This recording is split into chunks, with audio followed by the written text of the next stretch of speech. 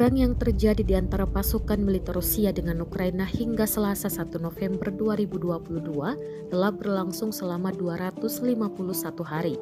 Presiden Rusia, Vladimir Putin, memulai invasi ini sejak memerintahkan pasukan militernya untuk meluncurkan serangan berskala penuh ke Ukraina pada Kamis 24 Februari 2022 lalu. Konflik di antara negara bertetangga tersebut sampai saat ini masih berlanjut dan belum tampak akan segera berakhir. Terbaru beredar rekaman di Telegram pada Selasa 1 November yang menunjukkan persiapan penerbangan pilot jet tempur Rusia.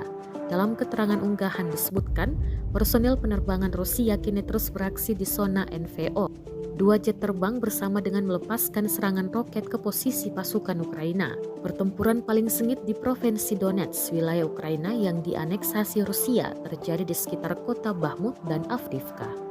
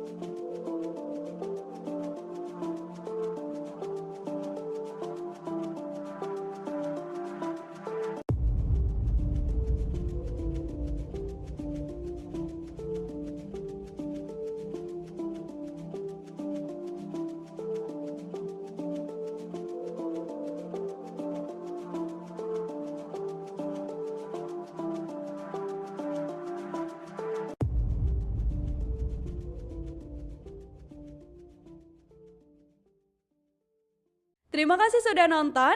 Jangan lupa like, subscribe, dan share ya.